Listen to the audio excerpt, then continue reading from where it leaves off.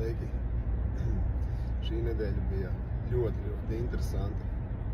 Apmeklējot Bunkas tiesas sēdes, jo pirmajā dienā varēja redzēt, kā Viktors Krivušais, tā saucamais killers, kārtējo reizi nolamāja gan tiesnesi, gan prokuroru, un viņa to neapmierinātību nevarēja nepamanīt, un to es biju jau ierakstījis. Bet, kas bija interesanti, otrajā tiesas sēdē viņš man iedeva ļoti interesantu un ekskluzīvu interviju, kur jūs varēsiet noklausīties un noskatīties šī video beigās. Lai gan principā apsūdzētiem it kā nedrīkst runāt, bet tomēr apsūdzētie vienmēr runā.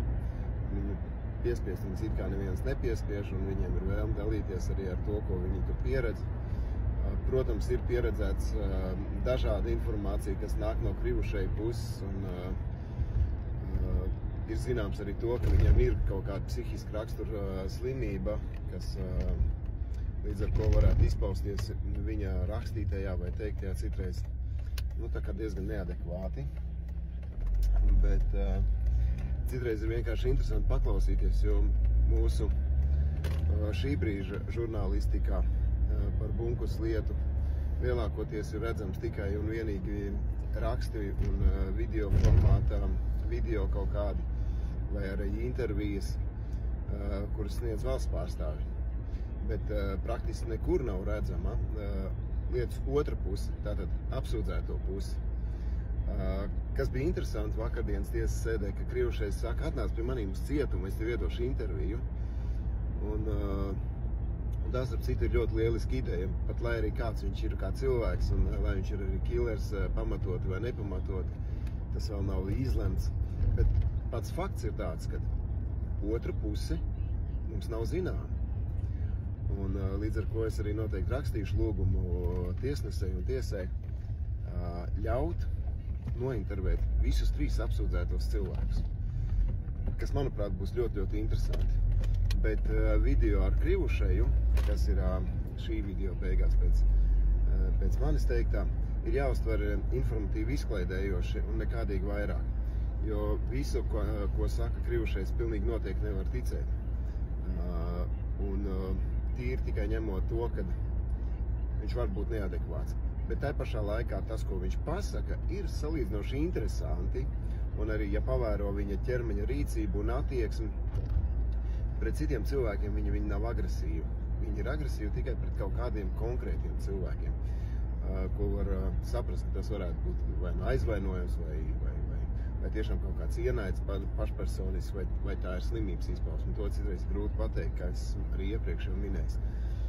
Bet paskatieties, paklausieties, un interesanti bija tas, ka policijas pārstāvis saka, ka tā kā apsūdzētie nedrīkst runāt, bet, kad es viņam uzdevu jautājumu par to, kad, ja viņš neatļaus, tad nefilmēs arī, protams, atpakaļ reakcijas no šīs amatpersonas nebija. Bija tikai aizgriešanās ar muguru pret apsūdzēto un centieni nostāties priekšā kamerē, bet tā kā neviens pārmetums, pieņemsim, par to nebija. Tad, kad bija Krivušais beidzis runāt, man ir audio ieraksts, kur šī amatpersona bija pienākusi pie maniem klāt un saka, ja reiz tu esi žurnālists, ka tu domā, ka tev ir visatļautība, protams, ka nē, mēs tā nedomājam. Bet tas, kas ir žurnālisti, viens no pienākumiem šādās situācijās, ir atspoguļot abas puses, nevis tikai vienu pusi. Un šodien un rīt būs vairāki video, kas arī bija no tiesas sēdēm šajā nedēļā, jo man viņi vēl ir jāapstrādā, lai es viņus varu saprast, kurus fragmentus parādīt un kur ir adekvāti.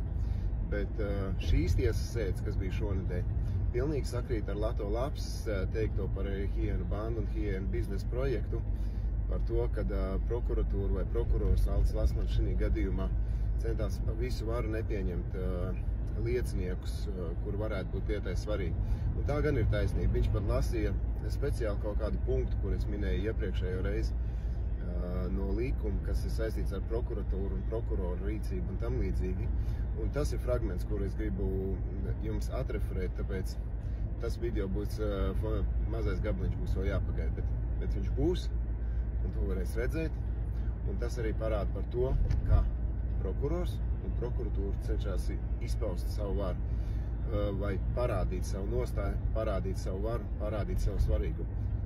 Lai gan realitāte neviens neapšauba to spēju, ko prokurors un prokuratūra var darīt un kāda viņiem ir šī rīcības spēja. Neviens to neapšauba.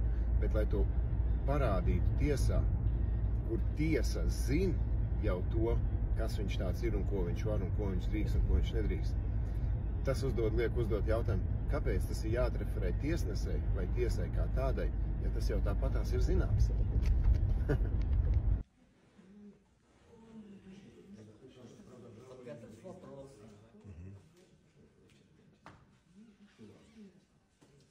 Здесь история достойна хорошего фильма.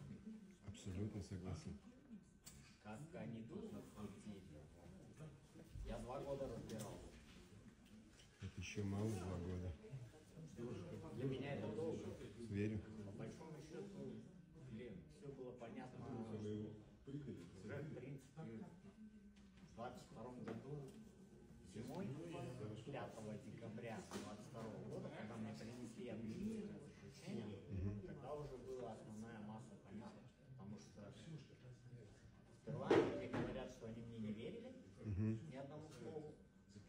То есть с какого тогда перепуга я сидел. И потом после всего этого запугиваются родственники.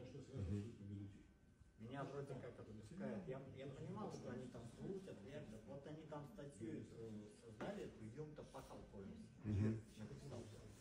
А кто это крыша тогда? Наиглупейшая статья. Это Кристоф Бункус, Алдис Ласвелис, Роман Яшин. В этой статье показывают, что это они заказали. Потому что... Нет, ну спокойно разговаривай. И они в этой статье весь сценарий рассказывают. Это журналист. Это все для канала. Не. Можно, ничего, тут страшного ничего нет. Это печататься сейчас не будет, это потом все распечатается. В любом случае все люди все узнают. Ja jūs neatļaujat, nerunāsim.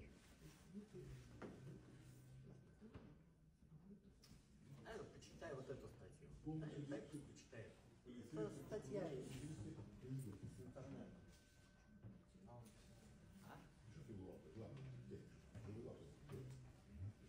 Не читали статью МЗК1.ру? Киллер из России сдал главных банкиров Латвии. Читайте, и здесь весь сценарий расписывается. Здесь расписывается старт сценария, на что был расчет. Я через ваш адвокат спрошу. Вот статья называется. Подожди. Спасибо. А статья находится на российском портале, где печатают про воров в законе. Это нонсенс. Автор статьи Дмитрий Гречкин. Он там уже гадости печатал про этого покойного Валягина, вот они там враги были там такого-то там года. Здесь вся эта афера закрутилась после убийства Валягина. Это у них было в планах. Вот этот сайт.